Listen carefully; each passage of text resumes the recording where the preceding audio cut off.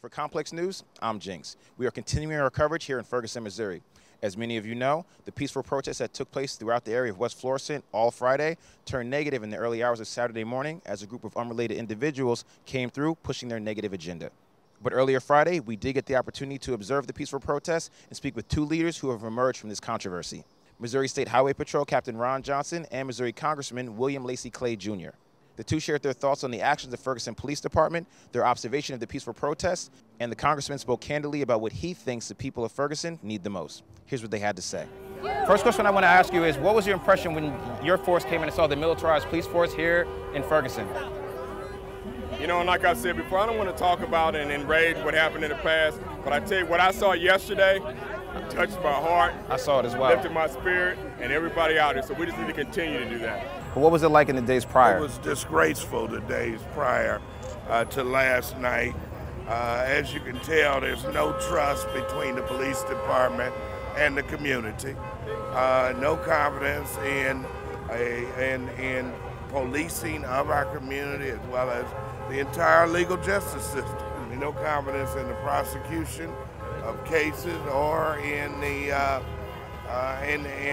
administering of justice and the judges. What was it about your tactics that came through? And I mean, since you guys have been here, I've just been here, everyone's positive, people are uplifted. I don't think it was my tactics, I think it's been the people out here. I think it's been the activists. I think it's been the Panthers and the other groups that have been out there that have actually helped and assisted law enforcement to do what we need to do. So we haven't been down here. It's been the other guys that you've seen out here stopping traffic, directing traffic. And so I would say if you see them, thank them. Thank the guys, the Panthers and these other groups that are out here. Thank them and shake their hand for directing traffic and stopping flow and doing those things. I think it's very admirable that you're out here amongst the people walking the street just like them, celebrating with them, sharing your words. What I want to ask you is, what have you learned from your time down here and talking to people? What do they want the most? Well, this is my home. I'm born and raised here. Wow. Just the sense of people today tells me that, one, they want justice and they want to be able to walk the streets of this community and not be held to a double standard by police. Have dignity and help this family get through this rough time, Michael Brown's family.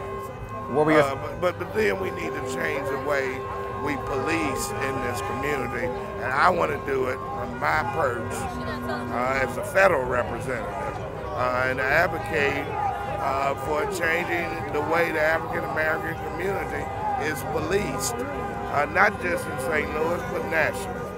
And last question, how can they keep this vibe going? What can they do to keep this positivity? We just got to join with each other. If someone gets a little bit angry, we need to pull them aside and say, calm down, it's going to be all right. Yes, that's what I've been saying.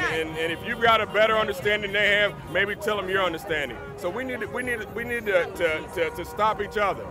We need to talk with each other and have compassion with each other, calm each other down, and show each other that it's going to be all right. Okay? Thank you. All right, my man. What can the nation learn from this demonstration out here tonight?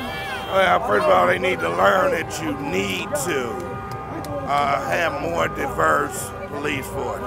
Those police forces should look like the communities that they serve. They're all sworn to protect and serve. Okay?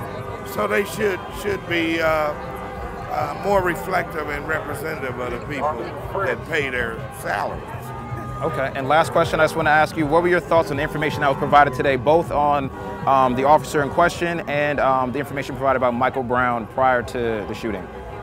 I think that it was a disgrace the way Ferguson Police Department released this information in order to just take the jury pool, in order to negatively influence them about this young man's character.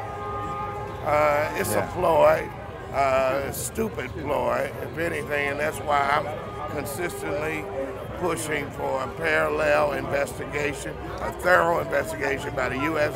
Department of Justice and the FBI so that we can gather the facts and come to conclusions that deliver justice to the family of Michael Brown. Given the events of early Saturday morning, we're hoping that things out here can remain positive and the ideologies of these two leaders take hold. We'll be continuing our coverage of the events unfolding here in Ferguson. Stay posted with us here at Complex News.